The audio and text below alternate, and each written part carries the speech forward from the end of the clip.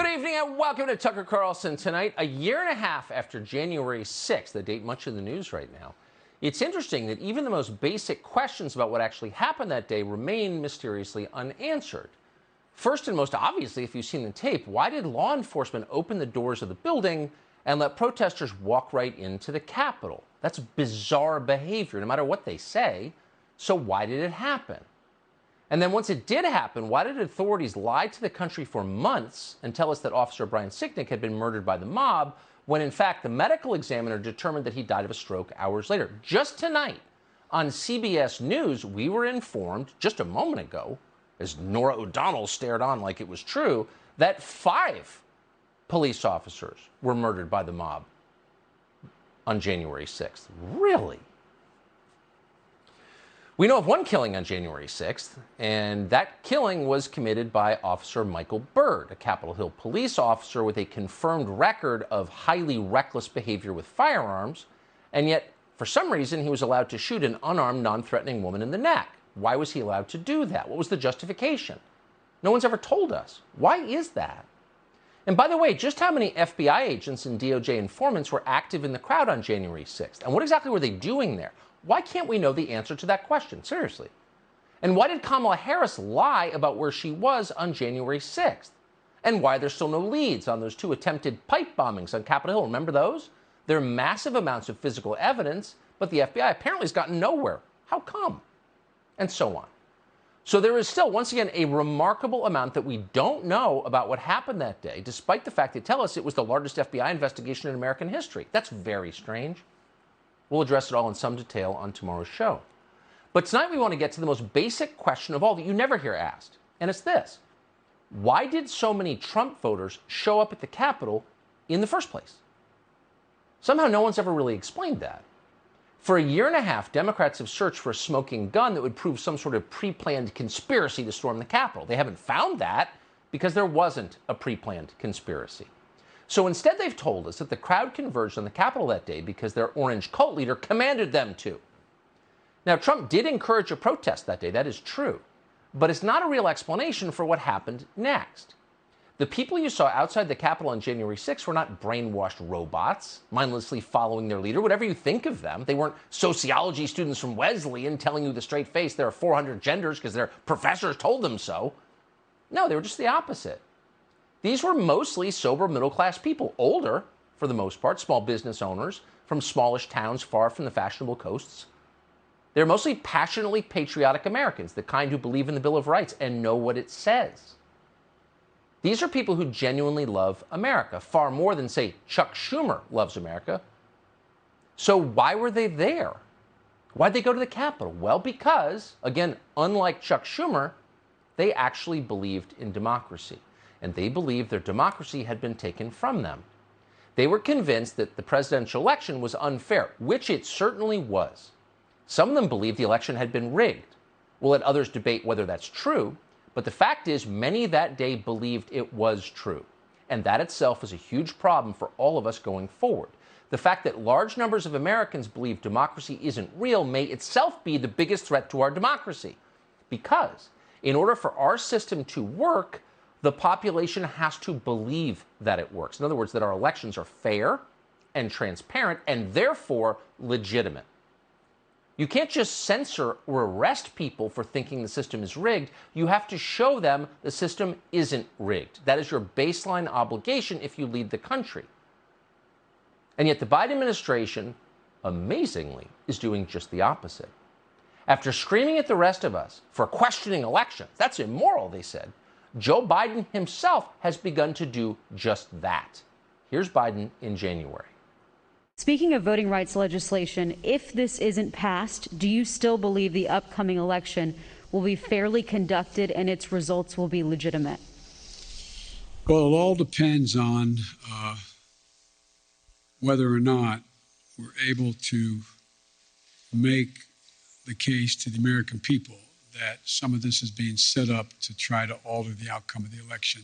You were asked whether or not you believed that we would have free and fair elections in 2022 if some of these state legislatures reformed their voting protocols.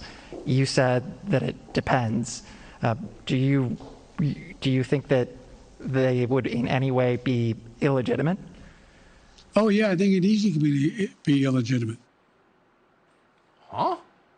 So 2020 was the most secure election in American history. They tell us that endlessly. And you're a nut, probably a criminal, if you say otherwise. And they say that because Biden won. He got, what do they say, 81 million votes. But things are different now because the Democratic Party understands it will be severely punished. It will be spanked at the polls 5 months from now.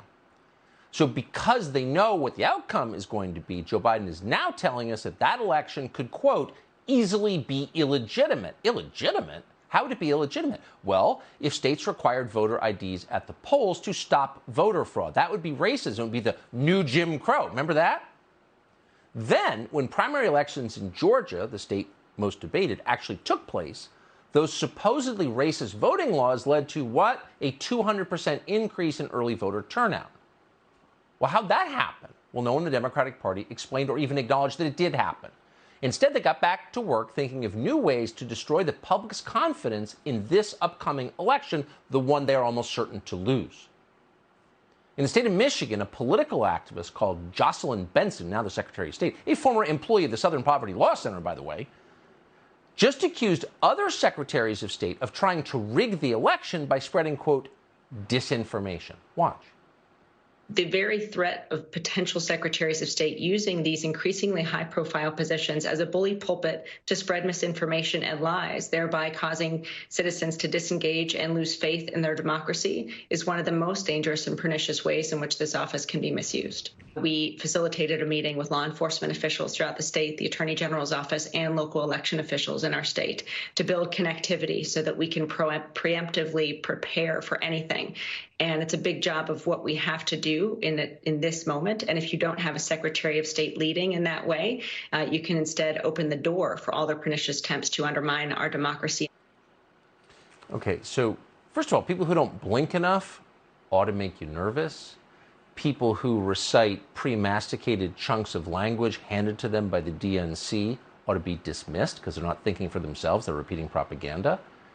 But secretaries of state who do that should be feared, because secretaries of state are responsible for certifying elections.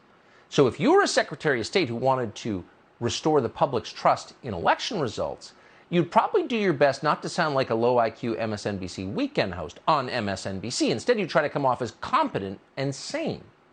But Jocelyn Benson is deliberately doing the opposite. Why is she doing that? Why is she trying to shake your faith in the coming elections? You've got to wonder. And of course, Jocelyn Benson's concerns about election integrity are strangely selective, or maybe not so strange. She never mentioned, for example, a major and supposedly unintentional screw-up by the Census Bureau that just took place, you probably haven't read about. The census just acknowledged that it dramatically miscounted the population of 14 states. And you may not be surprised to learn that most of the overcounted states were controlled by Democrats, while the undercounted states were heavily Republican. Why does this matter? Because the census determines congressional apportionment. So the mistakes the census just made could give Democrats control of the Congress. Therefore, Democrats aren't bothered by it. That's not a crisis. Democrats also aren't very interested in making sure that votes are counted quickly. Counting votes quickly, like delivering justice quickly and certainly, may be the single fastest way and most important way to restore the public's faith in the institution, in this case, in elections. So Pennsylvania has held a primary election, and it took weeks to get the answer. France just held a national election and announced the winner within a few hours using paper ballots. Again, the same day. And in Pennsylvania, a primary took weeks to decide. So what's the difference? Well, in France, there's virtually no voting by mail. There's no early or absentee voting either. Ballots are hand counted. Our system is obviously much slower and, critically, far more susceptible to voter fraud. Why? Because Democrats like it that way. They want you to distrust this fall's election results. And that's why they're going on television to warn you that white supremacists, a term they never define because its power lies in its ambiguity, but somehow white supremacists are going to hunt down election officials and, quote, attack the election. Watch this. We all should be concerned about the midterms being harmed, and all public officials should be concerned about their own safety, I fear. Jonathan Martin, our friend who wrote This Shall Not Pass, makes that clear in his book that this is something that is a continuing part of American government, American politics. The big lie continues, the fealty to Trump continues, and the encouragement to the white supremacists and the terrorists to be involved continues. White supremacists and the terrorists, terms they never define. The most powerful words in the English language, by the way, words they use to suppress the vote and terrify you. But Steve Cohen is telling you it's the white supremacists you have to worry about, and by that he means anyone who disagrees with him in any way. What you don't have to worry about is BLM, the Democratic militia who torched courthouses or shot people in the street, or the people who show up at the homes of Supreme Court justices with guns. None of that is a threat to democracy, because all of that, in the end, helps the Democratic Party. Very few people say any of this out loud. One of the very few who's been brave enough to do that is, of all things, an NFL defensive coordinator called Jack Del Rio. He was attacked relentlessly for pointing this out. Here's what he said in response. I think we all, as Americans, have the right to express ourselves, especially if you're being respectful.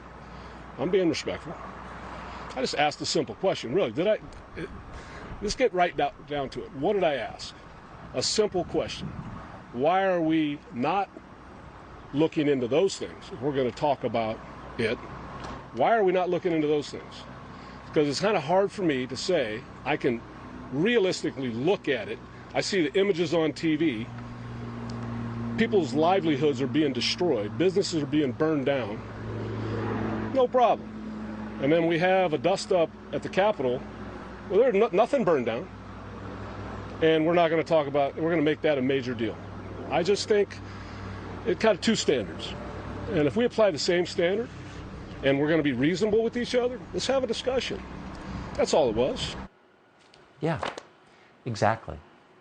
But ultimately what matters long-term for all of us is that people believe our system is real, that democracy is not a charade, that the outcome is not predetermined, that everything in this country is not controlled by a small group of people, billionaires, and the people who work for them in Washington, that everybody has a voice, that we're all equal in that all citizens have an equal chance to choose their leaders. That's the core promise of democracy, and people no longer believe it. So the question is, can we now, with the current rules in place, have faith in November's elections? That really matters, not just because the outcome in November matters, but because the system itself matters more than anything.